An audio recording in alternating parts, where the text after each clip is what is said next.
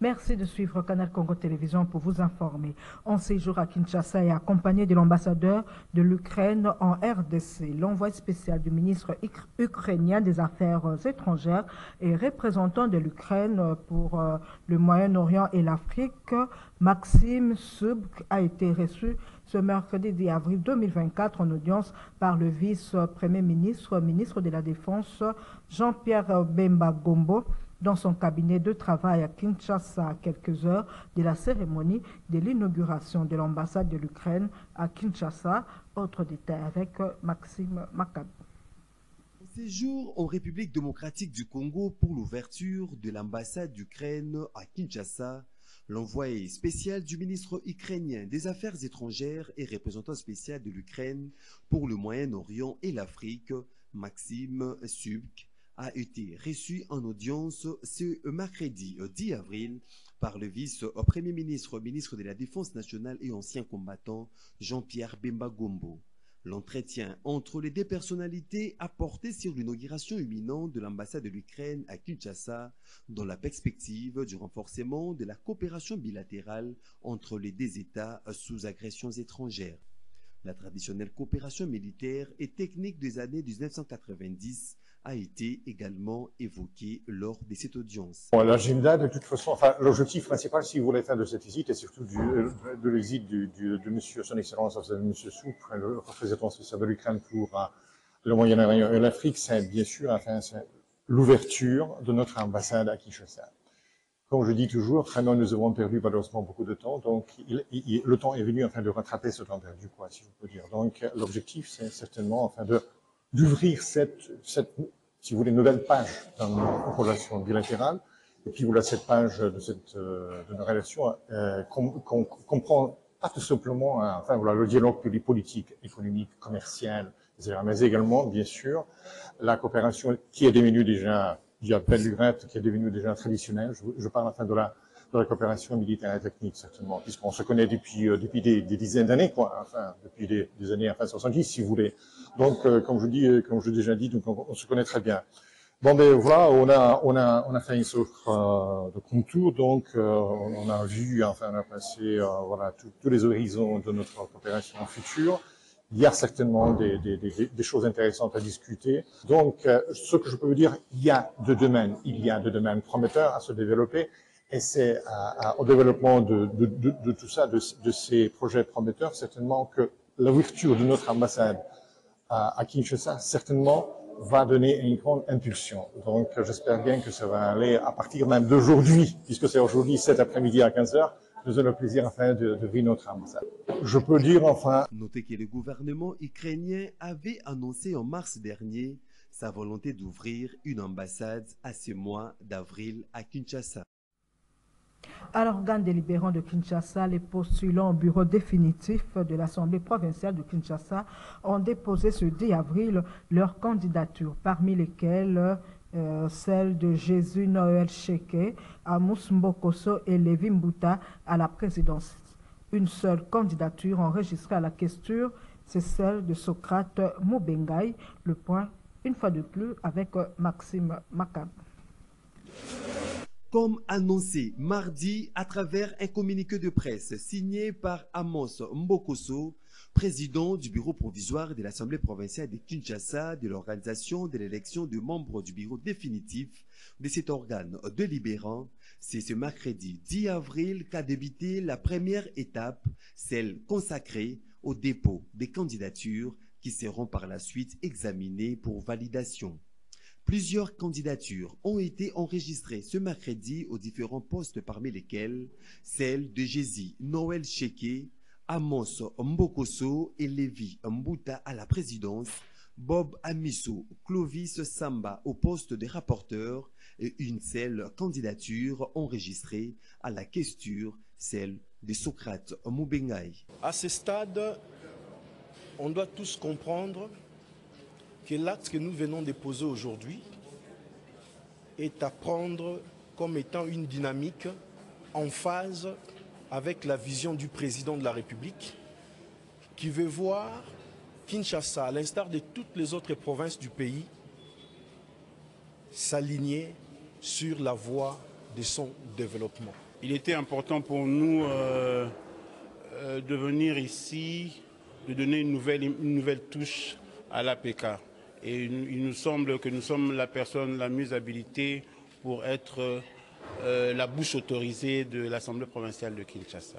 Et que je suis le seul candidat de l'Union sacrée au poste de président du bureau définitif de l'Assemblée provinciale de Kinshasa. Et c'est là aussi une occasion pour moi d'exprimer ma gratitude ainsi que mes hommages les plus déférents au chef de l'État, le président de la République, Félix-Antoine Tshisekedi, pour la confiance qu'il a accordée à ma modeste personne, lui qui est l'autorité de référence de l'Union sacrée. Il m'a choisi pour que je représente l'Union sacrée au niveau de l'Assemblée provinciale de Kinshasa, que tout le monde sache. Nous avons constaté pendant cette session extraordinaire beaucoup de choses et nous pensons qu'il était temps que nous puissions prendre une décision. Voilà pourquoi j'ai décidé, dans les soucis d'une gestion saine, intègre et transparente de la question au sein de l'Assemblée provinciale de la ville de Kinshasa.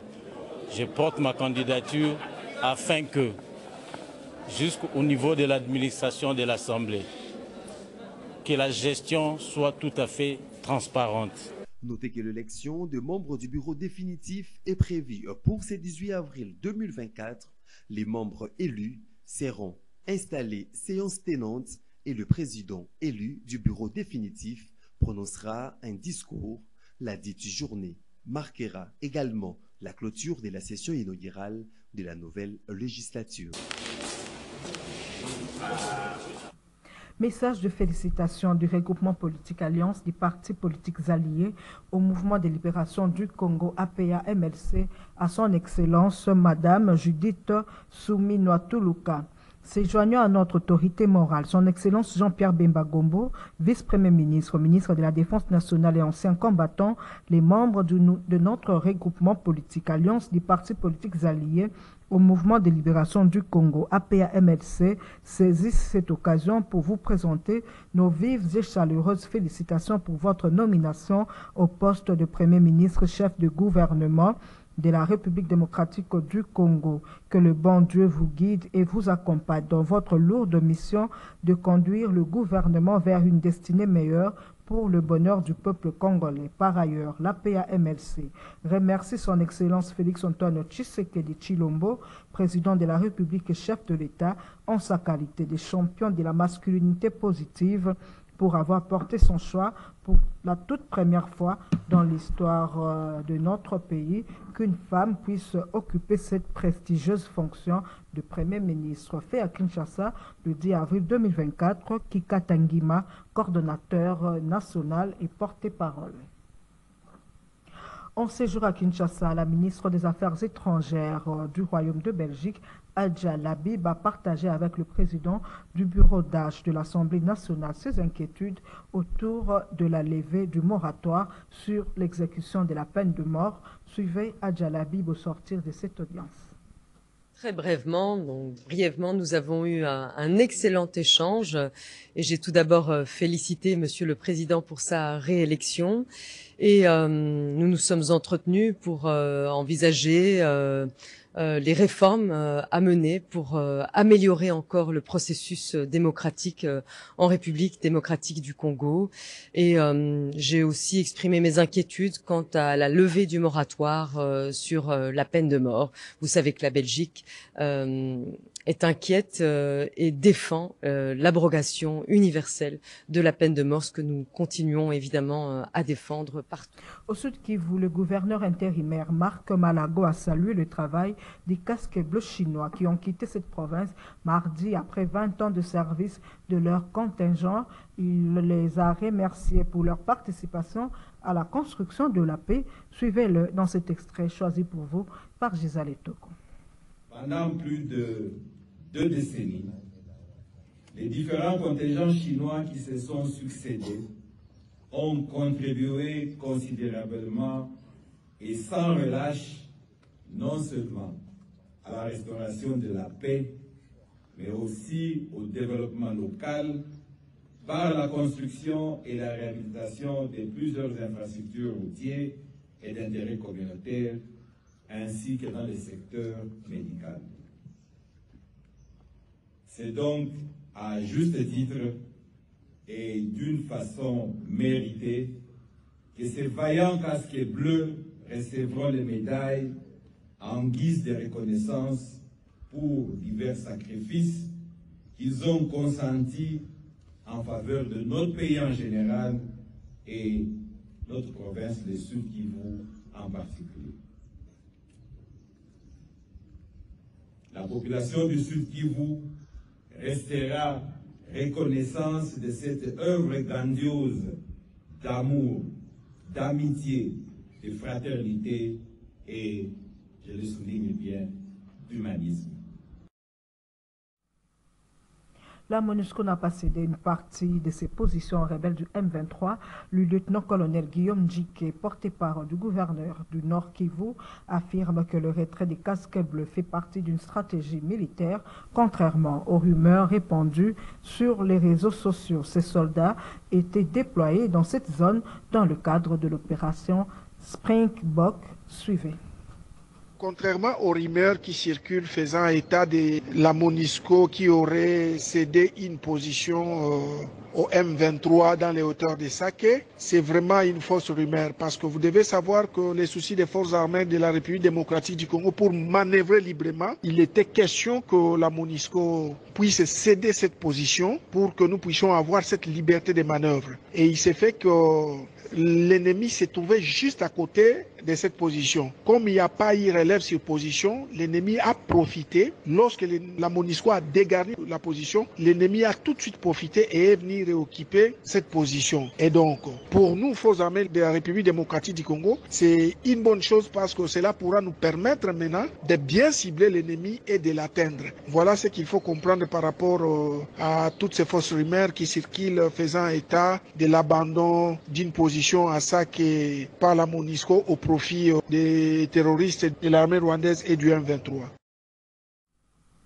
Comme vous le savez, la République démocratique du Congo a contracté de 2019 à 2023 une dette extérieure dépassant 10 milliards de dollars américains, une situation inquiétante selon Maître Claude Ngoma, cadre de Nouvel Élan. Celui-ci estime que l'argent emprunté n'est pas orienté pour des investissements porteurs de croissance inclusive à cause, dit-il, de la mégestion du régime. Il le dit au micro de Maxime Makado. L'encours de la dette extérieure de la République démocratique du Congo dépasse les 10 milliards de dollars américains, selon la Direction générale de la dette publique de GDP. Une situation à craindre pour le pays de Lumumba, indique Maître Claude Ngoma du Nouvel Élan, qui voit à travers cet endettement la mégestion du régime Tshisekedi.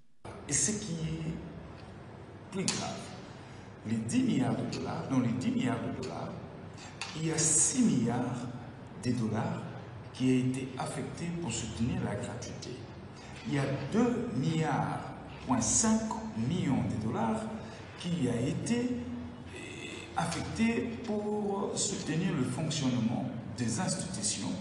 Et puis voilà, 1,5 milliard pour soutenir la balance économique. Et donc, ça montre à suffisance combien il y a mégestion dans le régime, dans ces régimes. Parce que s'endetter, ce n'est pas un péché.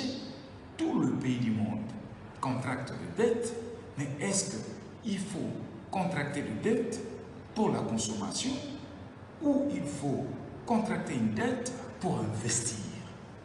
C'est là où il y a le problème. Dans les cas sous examen, M. Félix, dans son mandat, il est allé conclure une dette à la hauteur de 10 milliards de dollars justement pour la consommation. Alors que l'opinion doit connaître plutôt que dans les 10 milliards de dollars, il y a les taux d'intérêt. Il y a les taux d'intérêt. Pour les pays comme la République démocratique du Congo, à en croire le député national Éric Tchikouma, il est nécessaire de s'endetter davantage pour des investissements en porteurs de croissance inclusive, soutenue et durable. Clôture des activités liées à la promotion du droit de la femme. Nous en parlons encore ce soir dans ce journal. Une journée de réflexion a été organisée au secrétariat général aux actions humanitaires et à la solidarité nationale. Plusieurs intervenants, notamment la chef de division unique Bibi Sumbu Bitanta, qui s'est apaisantie sur le thème « Investir dans la femme pour une réponse humanitaire ». Reportage Gisèle Toko. C'est dans le cadre de la clôture du mois dédié à la promotion des droits de la femme que le secrétariat général aux actions humanitaires et la solidarité nationale a organisé cette journée de réflexion. Véritable moment d'échange et partage. Plusieurs intervenantes ont pris la parole au cours de cette journée, notamment le chef des divisions Georgine Ngalola Chitoko qui s'est apaisantie sur le thème investir dans la femme pour une meilleure connaissance de ses droits pour sa protection en situation d'urgence. Le chef des divisions uniques Fumbi Mitata Bibi a axé son intervention autour du thème investir dans la femme pour une réponse humanitaire équitable et de qualité. Investir dans la femme. Ici, nous n'avons pas parlé de la femme quelconque, c'est-à-dire que de la femme qui a compris ce qu'elle est, la femme qui a compris ce qu'elle vaut et la femme qui a compris ce qu'elle veut. C'est dans cette femme-là que nous devons investir. Quand on investit dans le cadre de la réponse, parce que nous sommes dans le secteur humanitaire, dans le cadre de la réponse, cette femme-là qui a compris ce qu'elle est, ce qu'elle vaut, c'est cette femme-là que nous pouvons envoyer sur le terrain, aller à la réponse des autres. Parce que cette femme-là aura mieux compris le problème des autres femmes qu'elle va trouver sur le terrain. Et nous avons parlé aussi de la femme sinistrée que nous trouvons aussi sur le terrain. Cette femme-là aussi doit devoir être impliquée dans la réponse parce qu'elle connaît mieux les besoins et les problèmes de la communauté. Cette femme-là, elle peut nous renseigner afin de donner une réponse efficace et efficace. S'en est suivi le jeu de questions-réponses avant le mot de clôture prononcé par la directrice chef de service Victorine Milando Monica. Un cocktail a clôturé la cérémonie. Et puis les fidèles musulmans ont clôturé ce mercredi le mois de Ramadan, autrement dit mois de la récompense. À ce sujet, nos reporters se sont rendus à la mosquée Fourkani sur l'avenue Refuge dans la commune de Kintambo. Ils se sont entretenus avec l'imam Abdul Hakim Andendewa. Bruno Nzinga signe cet élément.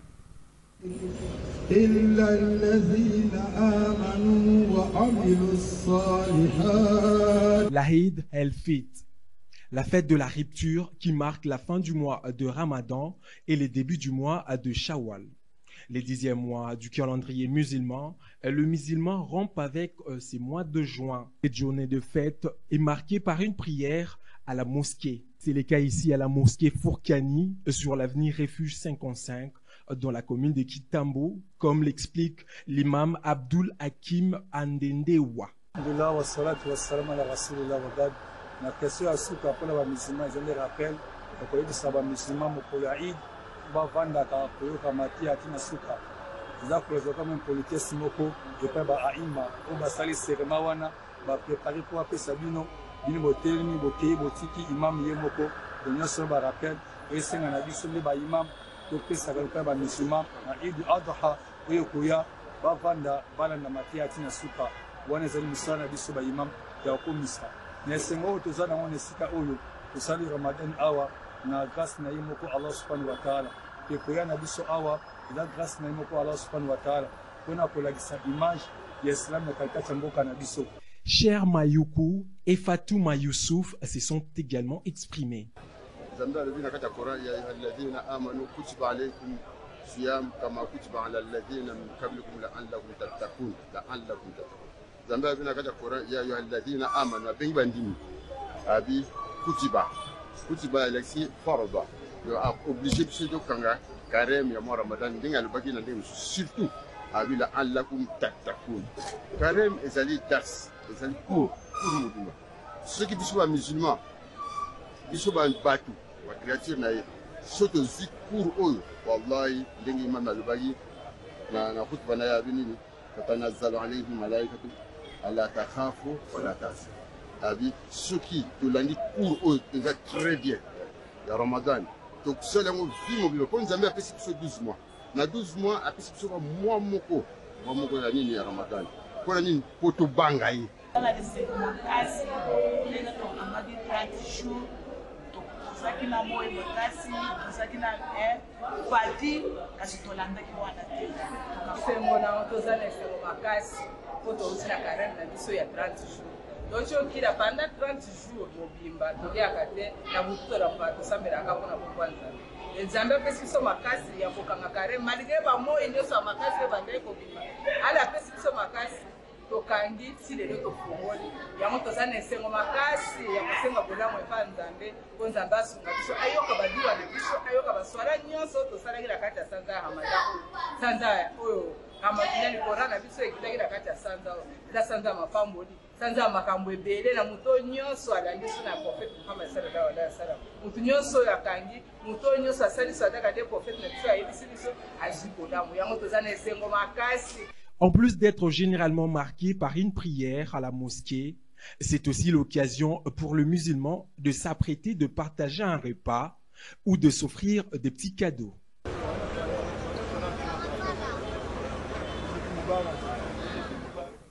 Les activités socio-économiques ont tourné au ralenti le mardi au mercredi 10 avril 2024 dans la ville de Bukavu. Aucun véhicule de transport en commun n'a sillonné les artères de la ville, laissant place à une marée humaine qui s'est déplacée à pied. Cette situation est le résultat d'une grève de 2 jours initiée par les associations des transporteurs en collaboration avec les organisations de la société civile et des mouvements citoyens dans cette partie de la République. Suivez. À travers cette grève, les transporteurs dénoncent le tracasserie incessante des éléments de la police de la circulation routière qui ont transformé plusieurs points de la ville en véritables postes de péage improvisés. Soutenus par des organisations de la société civile, ces derniers protestent également contre les arrestations arbitraires de conducteurs de moto après 18 heures sans justification légitime. Dans les rues de la ville, les habitants expriment leur désarroi. Ils disent être pris en otage par cette situation car marcher sur de longues distances n'est pas une partie des plaisirs, surtout pour les plus âgés et les enfants. Alors que la grève se poursuit, l'issue reste incertaine. Plusieurs activités, notamment le commerce bien couvert, ont tourné au ralenti, l'absence de transport limitant l'accès des clients. Les transporteurs disent avoir tenté le dialogue avec le responsable de la police en province, mais leurs efforts sont restés vains. Plusieurs plaintes de la population, nous avons été voir le général, le commissaire provincial de la police. Nous lui avons tout dit. Il a promis qu'il va s'y impliquer et trouver une solution urgente. Et nous avons cru qu'il y aura une solution. Mais par grande surprise, aujourd'hui la situation s'empire. Ce qui est grave, il y a même certains responsables des associations de transporteurs qui font déjà l'objet de poursuites judiciaires, des intimidations et des arrestations, même comme c'est le cas à Fizi. Au fait, par rapport à cette tracasserie, il y a d'abord multiplicité de postes. On a eu à créer même des postes qui n'existaient pas dans le temps. Et à chaque poste, il y a toute une panoplie des éléments de la police au moment où il y a des territoires, il y a des SIAT qui n'ont même pas des éléments de la police. Même je vous dis, je suis en deuil, mais on a manqué les véhicules pour acheminer les corps dans le territoire de Walungu. Il y a beaucoup de travailleurs qui n'étaient pas arrivés même au boulot à l'heure du travail. En tout cas, ça pénalisait beaucoup la population. J'habite au niveau des paysages, mais je devrais aller à Ngouba pour participer à un deuil. Mais j'étais obligé de partir à pied. Maintenant, je suis au niveau de Nyawera. Je suis à pied pour aller à la place du Verka. En tout cas, je ne sais pas, je vais arriver à quand. La population appelle à une action concrète des autorités pour répondre aux revendications de conducteurs de véhicules et des motos afin de permettre la reprise normale des activités. Insécurité dans la commune de Masséna due à la recrudescence du phénomène Kuluna. Les éléments du groupe mobile d'intervention ont mis la main sur 2 inciviques d'un groupe de 4 jeunes ayant agressé une famille. Un s'est enfui et un autre a subi Une autre a subi la justice populaire. Reportage. C'est une insécurité grandissante qui sévit dans plusieurs coins de la commune des Massina, avec le jeune délinquant communément appelé Kuluna qui dérange la quiétude de la population. Ils opèrent le jour comme la nuit. Une des victimes de ces malfrats témoigne. La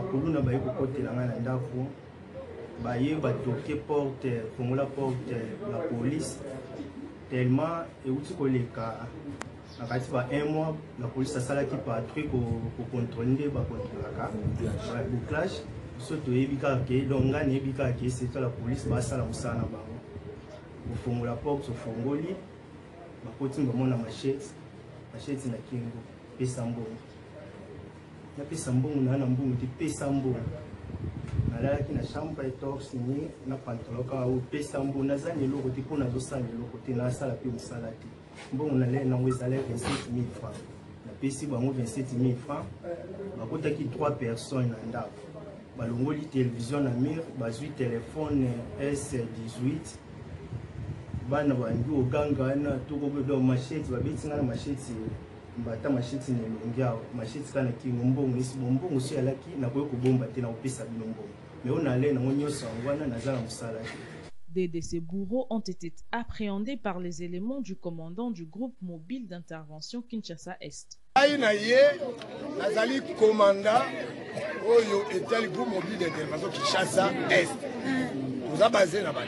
Je fais 3 mois, 3e mois kokaki les 5. Yebi ke tokutaki.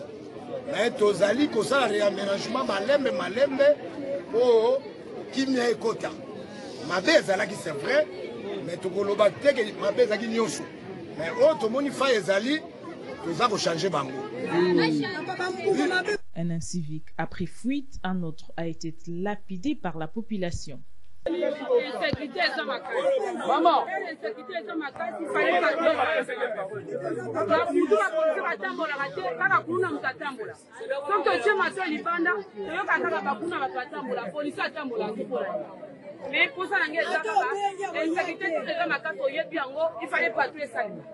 Une justice populaire que n'encourage pas la police, qui appelle la population à plutôt dénoncer. Biso tozali nde basali tozali nde ba oyo totindami na bakonzi me toza kodépendre na bino tozobana tozodépendre na bino ezala baréclamation ezala ya malamu. Il faut kodénoncer, il faut koloba. Opération toza nango pour le moment eza opération moko ya silence ya kodénoncer. Mwana ya songolo pakala mutu malamu te bana wana bazali bana na biso bazokutaka na mabota na biso bazala ba quartier na biso bazala ba commune na biso bango nde bazobotola mpe biso biloko eza bongo te soki biso na bino tokomi ya commun d'accord makambo wana ekosila te ekosila te. Face à ce banditisme urbain qui a atteint de proportions inquiétantes, des mesures concrètes de répression doivent être prises. Toutes mes excuses pour ce lapsus linguae. Parmi les 4 personnes qui ont attaqué les membres de cette famille dans la commune de Massina, une personne s'est enfuie et une autre a subi la justice populaire. Au quartier Ndanou, dans la commune de Limete, plusieurs maisons d'habitation sont sous l'eau après les pluies diluviennes qui s'abattent dans la capitale ces derniers jours. Les eaux de pluie ont débordé du lit de la rivière Ndjili pour se déverser sur les avenues de ce quartier. C'est un constat établi par Lola Kenyama. Quartier Ndanou, dans la commune de Limete, entouré par la rivière Ndjili, a toujours été menacé par les inondations lors de la saison pluvieuse. Avec les pluies diluviennes qui s'abattent dans la capitale ces derniers jours, plusieurs maisons sont toujours sous l'eau. En effet, les eaux de pluie ont débordé du lit de la rivière Ndjili pour se déverser sur les avenues de ce quartier. Tel est le cas ici de l'avenue Fikis. Plusieurs familles passent la nuit à la Belle Étoile, à la merci des intempéries. Elles perdent leurs biens matériels et certains sont obligés de se déplacer pour éviter le pire. S'il faut d'abord commencer par moi ici, la situation est arrivée quand nous étions absents. Et moi et madame. nous étions à l'hôpital quand la situation commençait. Lorsque nous sommes arrivés, nous avons trouvé que toute la maison était inondée. Aucun document n'était pas. Même les documents administratifs, les documents de services, tous sont mouillés. Actuellement, je n'ai pas un document que je vais présenter au service par rapport au diplôme ou à quoi. Vous comprenez, il n'y a rien. Tout s'est mouillé. Maintenant, je disais deux partenaires. Au gouvernement, ces quartiers, il faut ériger des grandes digues d'évacuation. De sorte que, même si le milieu est inondé, dans peu de temps encore, les digues évacuent. Bon, situation de ça, eza pona mai inondation, isalami makasi na bandako ikotelera bato na ndako, bamususu badaye, bamususu biloko ebebi, bata ba chambre froide, ba congélateur, ba biloko do ba boutique, donc presque tout ebebi, bamususu balali lali na batol, bon, bamususu balali libanda, donc moyen eza te kaka. Depuis le samedi, le bete makasi na baba kongo tondi etindi na mjil pe tondi yango etali bevenwa o nyonso mono na minito moya kolobeza te tolembi na biso nde ndano tolembi na minito banye ezoleka tina bandako biloko nyonso ya mabe eza na ndako bambeto edindi biloko nyonso toza ata na esika kolala te bana kutu pasi na mawa ndenge eza boye badepute ebovote tokobongisa ti lelo babongisi na bango te tolembi na biso tolembi.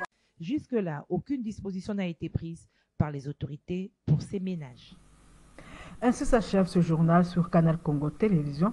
Merci de l'avoir suivi.